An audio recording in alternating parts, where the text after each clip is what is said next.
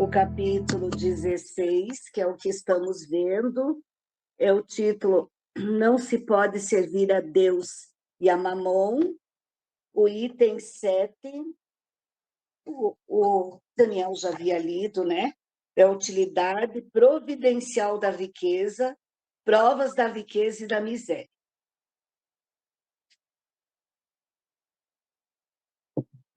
Se a riqueza houvesse de constituir obstáculo absoluto à salvação dos que a possuem, conforme se pode inferir de certas palavras de Jesus, interpretadas segundo a letra e não segundo o Espírito, Deus, que a concede, teria posto nas mãos de alguns um instrumento de perdição, sem apelação nenhuma, ideia que repugna a razão. Sem dúvida, pelos arrastamentos a que dá causa, pelas tentações que gera e pela fascinação que exerce, a riqueza constitui uma prova muito arriscada, mais perigosa do que a miséria. É o supremo excitante do orgulho, do egoísmo e da vida sensual.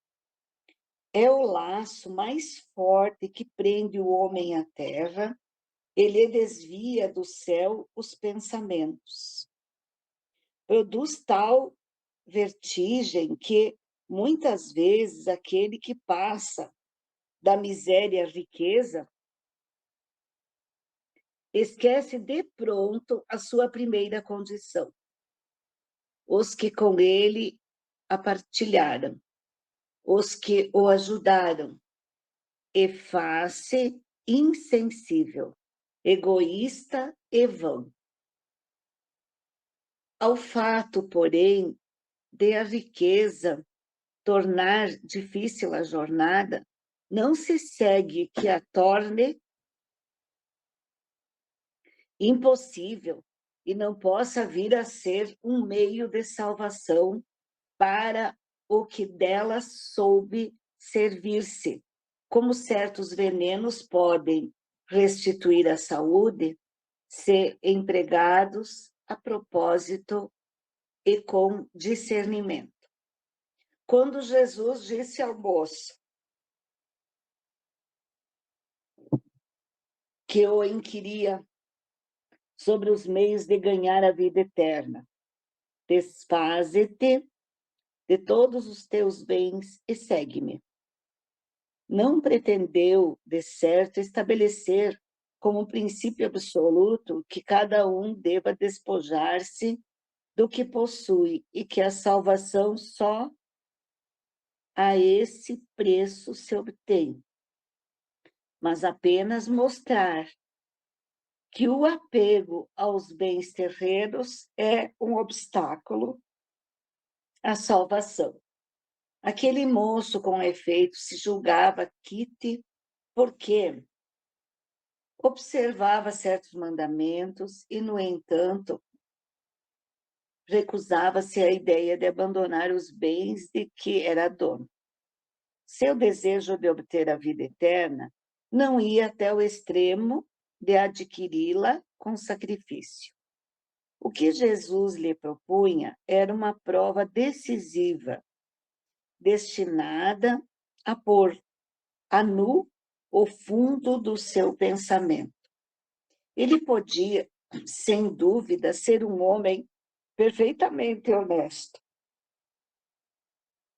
na opinião do mundo, não causar dano a ninguém, não maldizer do próximo, não ser vão, nem orgulhoso, honrar o seu pai e sua mãe, mas não tinha a verdadeira caridade. Sua virtude não chegava até a abnegação. Isso o que Jesus quis demonstrar. Fazia uma aplicação do princípio, fora da caridade não há salvação.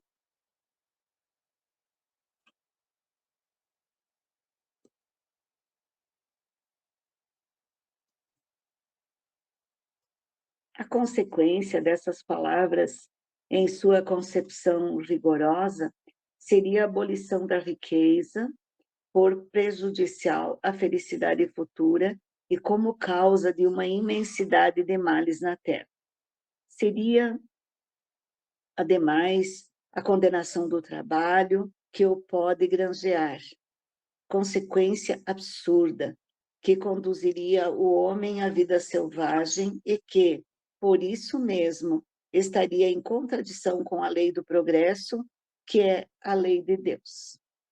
Se a riqueza é causa de muitos males, se exacerba tanto as más paixões, se provoca mesmo tantos crimes, não é a ela que devemos inculpar, mas ao homem que dela abusa, como de todos os dons de Deus.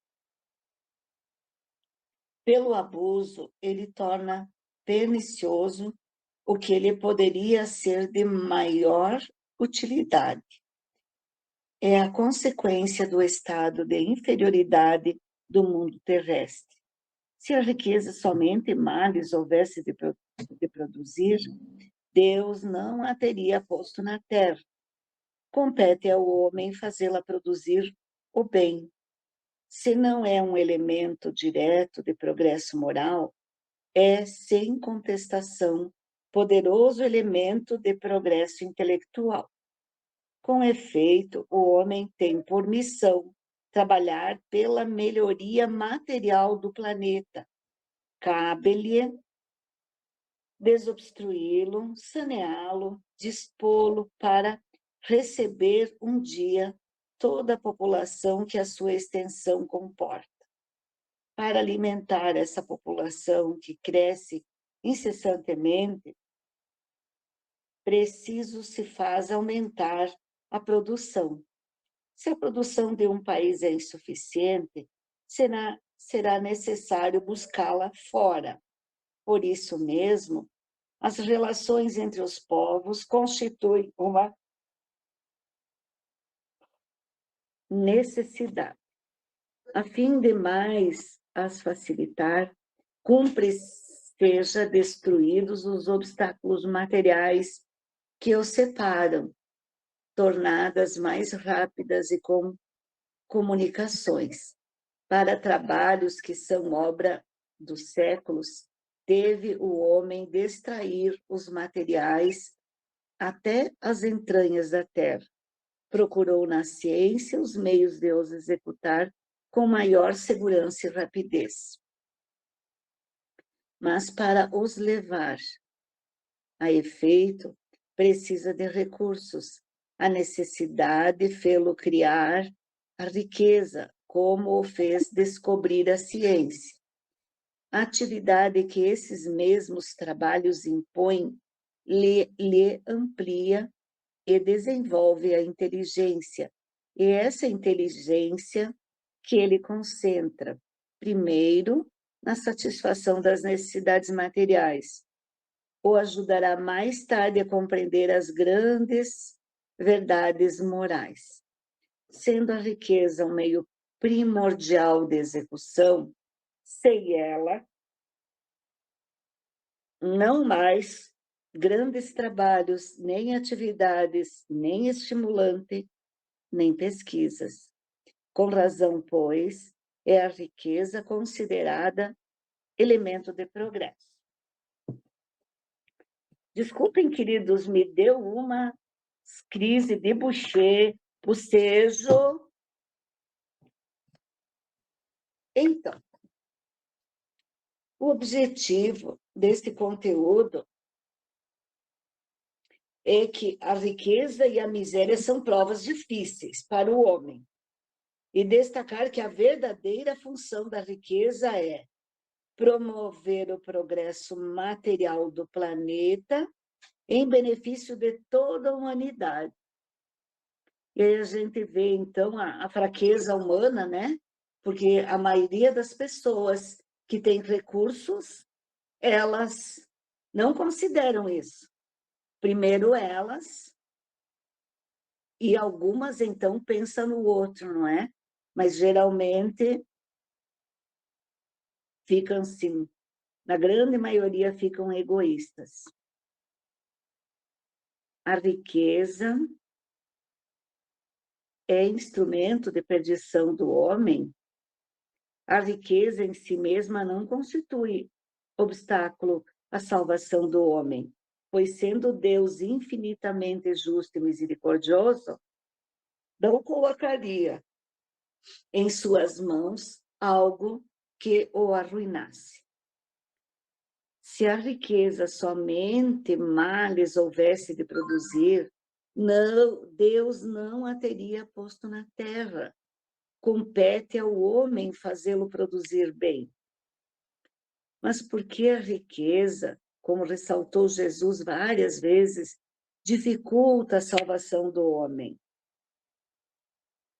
Porque estimula o egoísmo, favorece a vaidade, exacerba os apetites sensuais e o apego aos bens materiais, desviando o homem das coisas do espírito. A riqueza é o supremo excitante do orgulho, do egoísmo e da vida sensual. É o laço mais forte que prende o homem à terra. Ele desvia do céu os pensamentos. Sendo o oposto da riqueza, pode-se concluir que a miséria é prova fácil que conduz à salvação? Não. Talvez a miséria, desculpem, também a miséria é prova difícil, porque dá ensejo à inveja, à revolta, dificultando a prática da caridade, que conduz o homem a Deus. Mas a riqueza é, sem dúvida, prova mais dura. Pelas tentações que gera, pela fascinação que exerce, a riqueza constitui uma prova muito arriscada, mais perigosa do que a miséria. A miséria não garante o céu.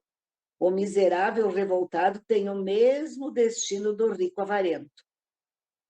Aquele que já experimentou as privações materiais acarretadas pela miséria fará melhor uso da riqueza caso venha a possuí-la? Nem sempre. A riqueza, pelas facilidades que oferece, produz tal vertigem que muitas vezes aquele que passa da miséria à riqueza esquece de pronto a sua primeira condição e faz-se insensível, egoísta e vão. Quem passa da miséria à riqueza, não raro, torna-se ingrato, esquecendo e desprezando os que com ele partilharam privações e o ajudaram nos momentos de necessidade. Se, como vimos antes, a riqueza não é um mal, a quem podemos atribuir as funestas consequências que produz? Ao estado de inferioridade espiritual do homem, que dela faz uso, pois ele tanto pode empregá-la em favor do próximo, elevando-se espiritualmente, como no benefício exclusivo de si mesmo, retardando seu progresso. Se a riqueza é causa de muitos males, não é a ela que devemos inculpar, mas ao homem que dela abusa, como de todos os dons de Deus. A riqueza assemelha-se a certos venenos que, em mãos inábeis, podem provocar a morte, mas se empregados com sabedoria, restitui a saúde. Qual a função da riqueza em nosso planeta? Oferecer ao homem os recursos necessários ao progresso material e à satisfação das necessidades.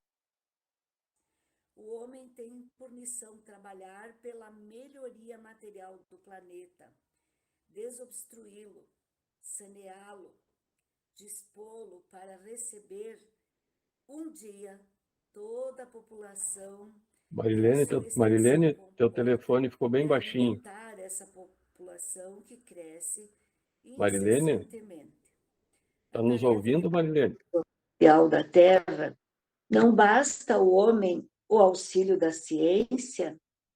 Sem dúvida, a ciência é de grande importância, pois estimulando o estudo e a pesquisa, desenvolve-lhe a inteligência, fazendo descobrir meios fáceis, rápidos e seguros de superar obstáculos e realizar tarefas, mas é a riqueza que permite sua execução. Através da ciência, o homem descobre meios de promover o progresso do planeta e o bem-estar de sua população. Por meio da riqueza, ele transforma as descobertas em realidade. De que modo os esforços do homem em melhorar o planeta podem auxiliar seu progresso espiritual? Em busca do progresso, desenvolve no homem a inteligência, que num primeiro momento ele concentra na satisfação das necessidades materiais, e mais tarde o ajudará na compreensão das grandes verdades espirituais. Obrigada, queridos. Espero ter podido ajudar um pouco. Portanto, voltando ao início, não, Daniel, queridinho, fique sem dinheirinho. Tu tá muito bom assim. E nós todos também. Eu acho que a gente ia se perder, né, queridos? Não sei. Ia subir a cabeça. Uma vez eu li um pensamento de um sábio, não é nada religioso. Ele disse: se queres ver a grandeza de um vilão, ponha-lhe o poder em sua mão. Eu tenho certeza que na nossa experiência de vida, a gente conheceu pessoas que não tinham recursos e depois cresceram, se destacaram na vida profissional e se perderam.